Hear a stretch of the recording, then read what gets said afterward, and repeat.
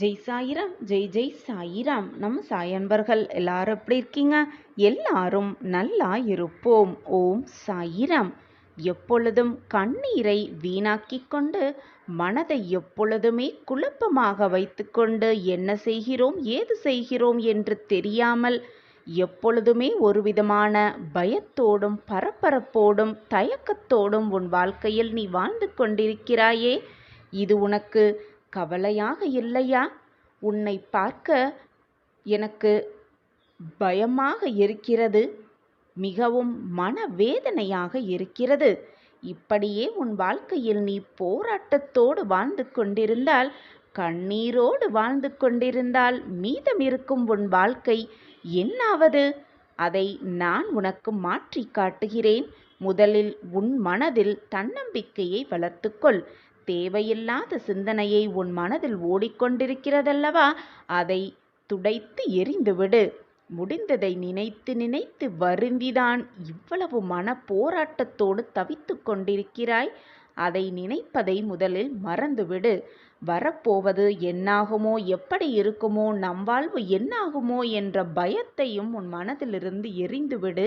வருவது வரட்டும், போவது போவட்டும், நடக்கது நடந்து கொண்டே இருக்கட்டும் என்று அமைதியாக உன் மனதை வைத்துக்கொள்.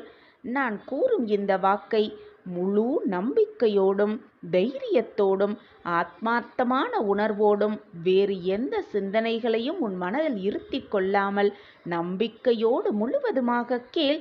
கண்ணீரற்ற வாழ்வை நிச்சயமாக வரமாக பெறுவாய்.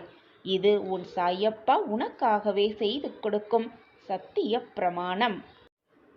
கூனி குறுகி நிற்காதே. உன் வாழ்க்கையில் நீ ஆள பிறந்தவர். ராஜகம்பீரமாக எழுந்து நில். உனக்கான வாழ்க்கையை வரமாக நான் உனக்கு தருகிறேன். ஒன்றை நன்றாக புரிந்து கொள். காயப்படாமல் நீ எதையுமே சாதிக்க முடியாது. தோல்வியடையாமல் வெற்றியை மிக எளிதாக பெறவே முடியாது. கஷ்டத்தை அனுபவிக்காமல் யாரும் நிம்மதியையும் சந்தோஷத்தையும் அனுபவித்ததாக எந்த வரலாறுமே இல்லை. துன்பத்திற்கு பின் வரும் இன்பமே இரட்டிப்பு மகிழ்ச்சியாக இருக்கும் என்பதுதான் மிக உண்மையான விஷயமும் கூட. நீயும் இப்பொழுது வேதனையை அனுபவித்து கொண்டிருக்கிறாய். உன் வேதனையான காலங்கள் எல்லாம் மாறும் நேரம் வந்துவிட்டது. அந்த நேரத்தை நான் உனக்காக ஏற்படுத்துவேன். இதுவரை கஷ்டகாலத்திலும் கண்ணீரிலும் வாழ்ந்த உன் வாழ்க்கை இனி மகிழ்ச்சியான பாதையில் பயணிக்கப் போகிறது.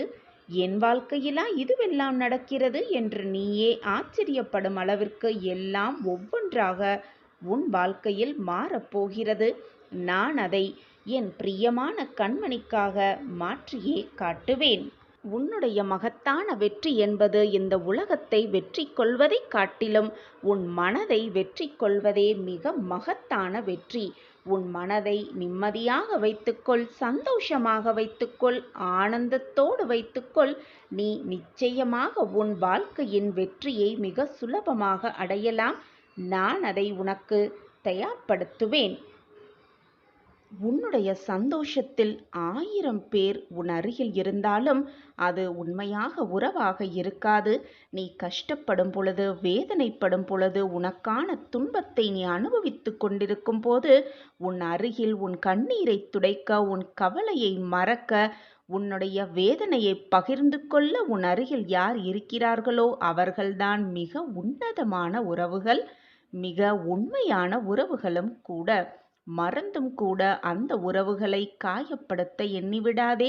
உன் மனதில் 1000 போராட்டங்களும் 1000 வேதனைகளும் எத்தனை குழப்பங்கள் இருந்தாலும் உன்னோடு அந்த நேரத்தில் இருக்கும் அந்த உறவுகளை உன்னுடைய வேதனையால் கஷ்டப்படுத்தி விடாதே, காயப்படுத்தி விடாதே.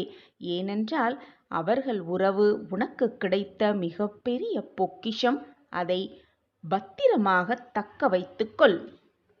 அது மட்டுமல்லாமல் நீ வேதனைப்படும் பொழுது உன் வேதனையை பார்த்து சிரிப்பவர்களும், உன் வேதனை மிக அதிகமாக இருக்கட்டும் என்று விரும்புவர்களும் உன் அருகில் இருந்தால் அதை நீ கண்டு கொண்டால் அவர்களை விட்டு விலகி வந்துவிடு.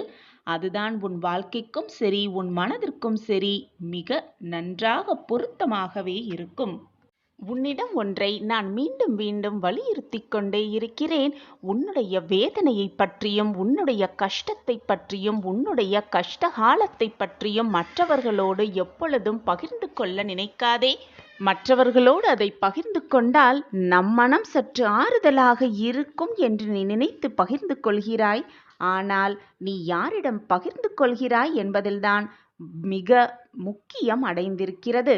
நீ மற்றவர்களிடம் ஆறுதலை தேடி பகிரும்போது அது மற்றவர்களுக்கு மிக சந்தோஷமாக போய்விடுகிறது.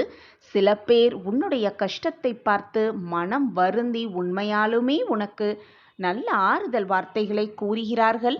ஆனால் மேலும் சில பேர் ஆறுதல் வார்த்தைகள் கூறுவதைப் போல நடித்து கொண்டு உனக்கு சொல்லிவிட்டு பின்பக்கம் சென்று மகிழ்ச்சியாக இருக்கிறார்கள். நீ படும் துன்பத்தை பார்த்து வேறு சிலரோ நீ படும் கஷ்டத்தை பார்த்து உனக்கு முன்பாகவே நீ அப்படித்தான் கஷ்டப்பட வேண்டும், நீ செய்ததற்கு அப்படிதான் உன் வாழ்க்கை இருக்கும் என்று உனக்கு நேருக்கு நேராகவே பேசுகிறார்கள். இப்படி பலதரப்பட்ட மனிதர்களும் உறவுகளும் உன்னை சுற்றி இருக்கத்தான் செய்கிறது. அதனால் யார் நல்லவர்கள், யார் உன் மனதை மேலும் காயப்படுத்த நினைக்கிறார்கள், யார் உன் வேதனையை துடைக்கிறார்கள், யார் உண்மையாலுமே உன்னை மதிக்கிறார்கள், உன் அன்பை புரிந்து கொள்கிறார்கள் என்பதை மிக எளிதாக உன்னால் கண்டுபிடிக்க முடியாது. ஏனென்றால் உன் மனம்தான் போராட்டத்தில் சிக்கி தவித்து கொண்டிருக்கிறதே. எனவே எந்த கவலையையும் மற்றவர்களோடு பகிர்ந்து கொள்ள வேண்டும் என்ற சிந்தனையை முதலில் உன் மனதிலிருந்து தூக்கி எறிந்துவிடு. எதுவாக இருந்தாலும், என்ன சூழ்நிலையாக இருந்தாலும் அனைத்தையும் என் காலடியில் வந்து கொட்டிவிடு. உனக்கு தேவையானதை தகுந்த நேரத்தில், தக்க சமயத்தில், உனக்கு கிடைக்க வேண்டிய தருணத்தில் நான் அதை உன்னிடம் கொண்டு வந்து சேர்ப்பேன். என்னை மீறி உன் வாழ்க்கையில் நல்லது நடத்த வேறு யாரும் இருக்கவே முடியாது. ஏனென்றால் நான் உன் தகப்பனல்லவா? உன் தாயாக தகப்பனாக அனைத்துமாக இருந்து நான் உனக்கு நல்லதை செய்து கொண்டிருக்கிறேன். ஒரு தாய்க்குத்தான் தெரியும் தன்னுடைய குழந்தையின் மனபாரம் என்னவென்று, தன் குழந்தைக்கு என்ன தேவை என்று. குழந்தையின் தேவையறிந்து செய்யும், உதவி செய்யும் தாய் போல உன் மனமறிந்து நானும் உனக்கு நல்லது செய்வேன், உதவி புரிவேன். உனக்கு தேவையான அனைத்தையும் வாரி வாரி வழங்குவேன். என்மேல் முழுமையாக நம்பிக்கையை வைத்துவிட்டு நீ ஏன் உன் மனதை போட்டு இவ்வளவு குழப்பிக் கொண்டிருக்கிறாய்? நான் தான் உன்னோடு இருக்கிறேனே. இதோ இன்று உன்னை நான் தேர்ந்தெடுத்துள்ளேன். யார் யாருக்கு என்ன எப்பொழுது நிகழ வேண்டுமோ, எப்பொழுது நடக்க வேண்டுமோ அப்பொழுதுதான் நடக்கும். எல்லோருக்குமே அந்த பொக்கிஷமான வாய்ப்பு கிடைத்து விடுவதில்லை. கிடைப்பவர்களுக்கு மட்டுமே இந்த அருமையான வாய்ப்பு கிடைக்கும்.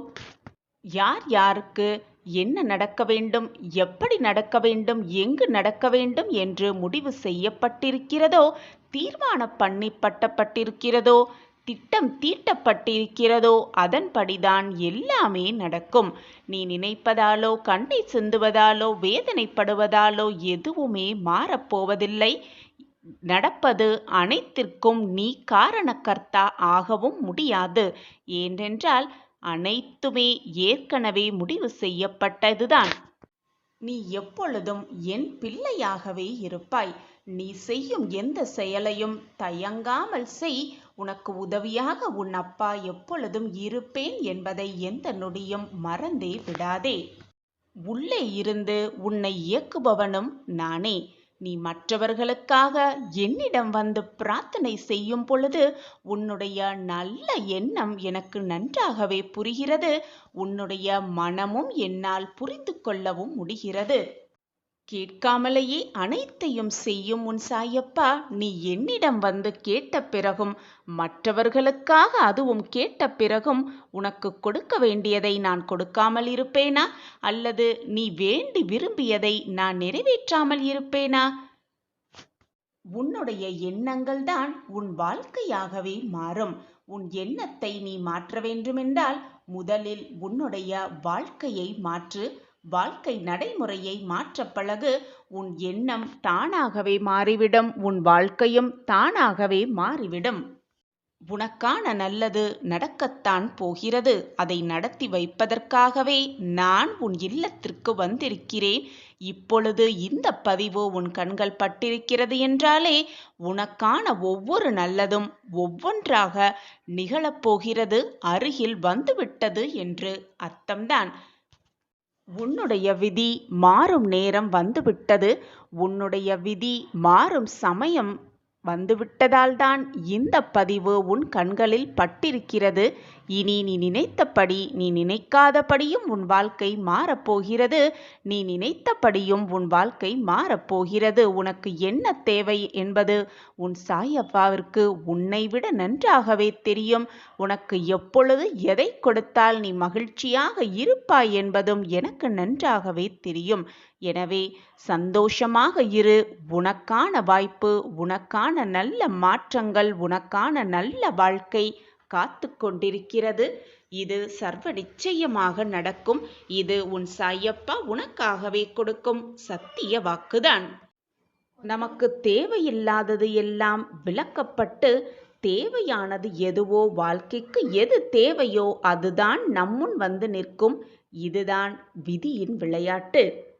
நடக்கப் போவதை மாற்றி அமைப்பதற்கு மாற்றும் திறமை யாருக்குமே இந்த உலகத்தில் இல்லை.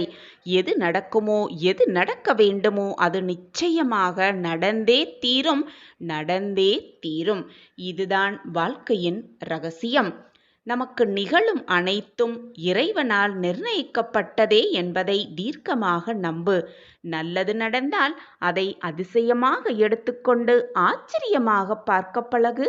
அதுவே உனக்கு நடக்கும் நிகழ்வுகள். கெட்டதாக உனக்கு முடிந்தால் அதை அனுபவமாக எடுத்துக்கொள். அடுத்து வரும் வாழ்க்கையில் நீ வெற்றி பெறலாம். உனக்கான அதிசயம் நடக்கும் என்ற நம்பிக்கையோடு இரு.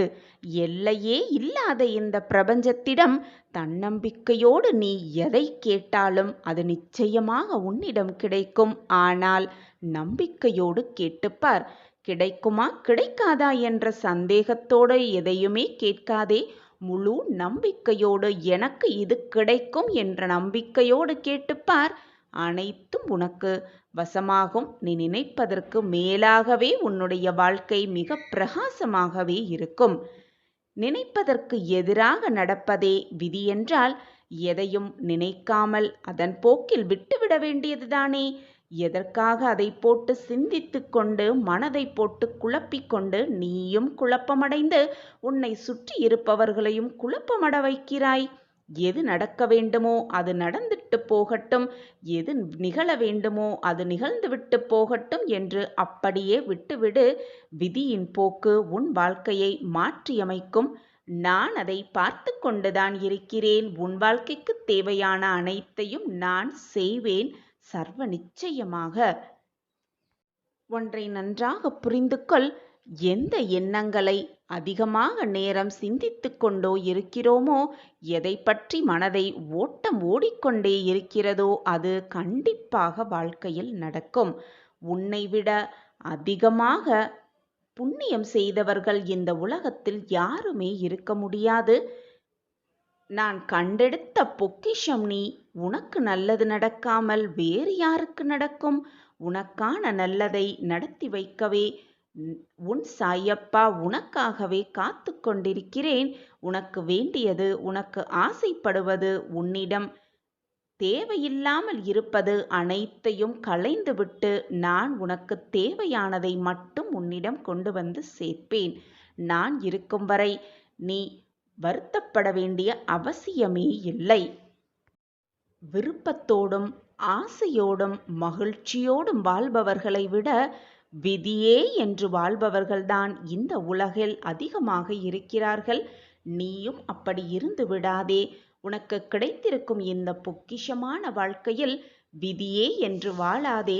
கிடைத்திருக்கும் இந்த வாழ்க்கையை சந்தோஷமாக மனமகிழ்ச்சியோடு நிம்மதியாக வாழ பழகிக்கொள். நீ நினைப்பதற்கு மேலாகவே உனக்கு வாழ்க்கை அமைத்து தரும். நீ பிரகாசமான வாழ்க்கையை நிச்சயமாக வாழ்வாய். உனக்கு துணையாக எப்பொழுதும் உன் சாயப்பா உன் அருகிலேயே இருந்து உன்னை காப்பாற்றிக் கொண்டே இருப்பேன். ஒன்றை நன்றாக புரிந்து கொள்.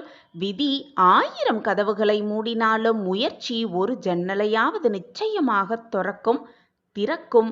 தொடர்ந்து முயற்சி செய்து கொண்டே இரு. முயற்சி செய்வதை மட்டும் எப்பொழுதும் விட்டு விடாதே. தோல்வியே வெற்றிக்கான முதல் படி. வாழ்க்கையில் வெற்றியடைய வேண்டுமென்றால் தாழ்வு மனப்பான்மையை முதலில் விட்டுவிட்டு நம்பிக்கையோடு முயன்று கொண்டே இருக்க வேண்டும். எந்த ஒரு சூழ்நிலைக்கும் பயந்து விடாதே. அந்த பயமே உன்னை தோல்வியடைய செய்துவிடும். வாழ்க்கையில் இன்பம், துன்பம், சந்தோஷம், மகிழ்ச்சி, வெற்றி, தோல்வி எல்லாமே சகஜம்தான் குழந்தையே. தோல்வி அடைந்து விட்டால் அதை அனுபவமாக எடுத்துக்கொண்டு அந்த அனுபவத்தை வைத்துக்கொண்டு வெற்றி பாதையில் பயணிக்க வேண்டுமே தவிர, தோல்வி வந்து விட்டதே, நான் இனி என்ன செய்வது, என் வாழ்க்கையில் எப்படி அடுத்த அடியை எடுத்து வைப்பது, என் வாழ்க்கையில் நான் வெற்றி பெறுவது எப்படி, எனக்கு துணையாக யாருமே இல்லையே, எனக்கு தோள் கொடுக்க எவருமே இல்லையே, எனக்கு உதவி செய்யவும் யாருமே இல்லையே என்று நினைத்து கொண்டிருந்தால் அனைத்துமே இல்லாமலே போய்விடும். எல்லாம் இருக்கு, என்னால் எல்லாம் முடியும், அனைத்துமே என்னால் சாதிக்க முடியும் என்று நேர்மறையாக சிந்தனை செய். நீ நினைக்காததையும் நடத்தி காட்டும் வல்லமை உன்னுடைய எண்ணத்திற்கு இருக்கிறது. எப்பொழுதுமே கவலைப்படவே கூடாது. உன் லட்சியத்தை அடைவதற்கான எண்ணம் மட்டுமே உன் மனதில் இருக்க வேண்டும். அந்த எண்ணமே உன் வாழ்க்கையில் வெற்றியடைய செய்யும். உன்னை எப்பொழுதும் சர்வ நிச்சயமாக எப்பொழுதுமே தோல்வியை சந்தித்து அலைந்து திரிந்து நீ படும் வேதனை மிகவும் மோசமானதுதான். அந்த கடினமான சூழ்நிலையிலும் கூட உன்னிடம் யாருமே இரக்கப்படவே இல்லையே, யாருமே மதிக்கவே இல்லையே என்று வருத்தப்படாதே. அடுத்தவர் மனதை காயப்படுத்தியவர்கள், அடுத்தவர் மனதை நோகடித்தவர்களுக்கான வலியை நிச்சயமாக காயப்படுத்தினவர்கள், நோகடித்தவர்கள் அனுபவிப்பார்கள், அனுபவிப்பே தீருவார்கள். காலம் அதற்கான தக்க பதிலை அவர்களுக்கு கொடுக்கும். தைரியத்தை மட்டும் எப்பொழுதும் எந்த நொடியும் இழந்து விடாதே. உனக்கான பிரச்சனைகளை கண்டு கண்டு பயந்து பயந்து ஓடி ஒதுங்காதே. அந்த பிரச்சனையை எப்படி சமாளிக்க வேண்டும் என்று கற்றுக்கொள்வதே மிகப்பெரிய நம்பிக்கை சின்னமாகவே இருக்கும். வாழ்க்கையின் மீது நம்பிக்கை வைத்து செயல்பட்டு கொண்டே இரு. நிச்சயமாக உன்னுடைய தடைகளையெல்லாம் தகர்த்து எறிந்துவிட்டு வெற்றியோடு வீர நடை போடுவாய் எப்பொழுதுமே. இது உன் சாயியின் சத்திய வாக்கு. உன் அம்மாவாக, உன் அப்பாவாக, உன்னுடைய தோழனாக, சகோதரனாக, அனைத்துமாக நான் உனக்கு துணையாக இருப்பேன்.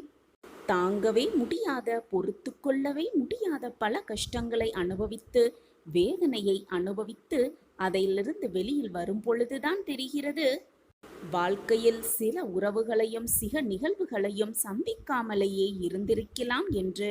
அப்பொழுதுதான் உன் மனதிற்கு புலப்படுகிறது.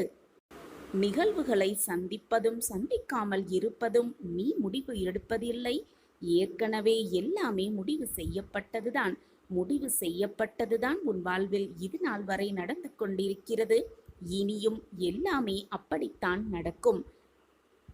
அதுதான் உன் வாழ்வின் கர்ம வினை. எது உன் வாழ்வில் நடக்க வேண்டும் என்று இருக்கிறதோ அது நிச்சயமாக உன் வாழ்வில் நடந்தே தீரும். ஆனால் நீ என்னை முழுவதுமாக சரணடைந்தால் உன்னுடைய கர்ம பலத்தின் முழு கஷ்டங்களையும் முழு வேதனைகளையும் நானே உனக்காக தாங்குவேன். அதை அனுபவிக்கும் மன வலியையும் உனக்கு தருவேன், மன வலிமையையும் உனக்கு தருவேன். உன்னுடைய பிரச்சனைகளை பற்றி யோசித்து கொண்டே இருப்பதை விட உன் மனதில் என்னுடைய நாமத்தை உச்சரித்து கொண்டே இரு. சாயி சாயி என்று சொல்லுவோருக்கு எந்த துன்பமும் நெருங்கவே முடியாது. சாயி என்று ஒரு முறை சொல்லிப்பார், வராத இன்பமும் உன்னிடம் வந்து சேரும். கஷ்டம் உன்னை விட்டு வெகு தூரம் ஓடியே விடும். எப்பொழுதுமே உன் மனதை அமைதியாக வைத்திரு. அமைதியைப் போல் நல்லதொரு ஆயுதமும் இல்லை, ஆறுதலும் இல்லை. ஒவ்வொரு பிரச்சனைக்கும் ஏதோ ஒரு தீர்வு இருக்கிறது. தீர்வே இல்லாத பிரச்சனையை உருவாக்குவதே இல்லை இறைவன். பிரச்சனை என்று ஒன்று வந்தால் அதற்கு முடிவு என்று ஒன்று நிச்சயமாக இருக்கும். பிரச்சனை வந்துவிட்டதே என்று அயர்ந்து உட்கார்ந்து விட்டால் எதையுமே உன்னால் யோசிக்க கூட முடியாது. யோசிக்கவே முடியாத பட்சத்தில் எதையுமே உன்னால் தீர்க்கமாக செய்யவும் முடியாது. எனவே பிரச்சனை வந்துவிட்டால் சோர்ந்து உட்கார்ந்திடாமல் அந்த பிரச்சனையை எதிர்த்து நின்று பார். எனக்கு துணையாக என் அப்பா இருக்கிறார் என்று சொல்லிப்பார். வந்த பிரச்சனை உன்னை விட்டு விலகிவிடும் வெகு சுலபமாக. பிரச்சனை என்று ஒன்று இருந்தால் அதற்கு தீர்வு கண்டிப்பாக இருக்கும். தீர்வே இல்லாத பிரச்சனை உனக்கு வந்தால் அது பிரச்சனையே இல்லை என்று தான் நீ எடுத்துக்கொள்ளுமே வேண்டுமே தவிர, பிரச்சனை வந்துவிட்டதே என்று புலம்பிக் கொண்டிருந்தால் உன் வாழ்க்கையை யார்தான் வாழ்வது? உரிமை இல்லாத இடத்தில் எதையுமே எதிர்பார்க்காதே. எதையுமே எதிர்பார்த்து கொண்டிருந்தால் அது கிடைக்கவில்லை என்றால் அதுவே மிகப்பெரிய ஏமாற்றமாகவே இருக்கும். எனவே எதிர்பார்க்காதே. வருவது வரட்டும், போவது போவட்டும், இருப்பது இருக்கட்டும் என்று உன் வாழ்க்கையை, உனக்கு கிடைத்திருக்கும் அற்புதமான வாழ்க்கையை சந்தோஷமாக வாழப் பழகு. நீ நினைப்பதற்கு மேலாக எல்லாம் உன் வாழ்க்கையில் ஏற்றமிகு மாற்றங்களாகவே இருக்கும். இன்று உன் மனம் நோகும்படி எதுவுமே நடக்காது. நாளையே நீ என் ஆலயம் வந்து நன்றி சொல்வாய். உன் வாழ்வில் நடப்பெறும் மாற்றங்களை பார்த்து நானும் அதற்காக உனக்காகவே காத்து கொண்டிருக்கிறேன் பிள்ளையே.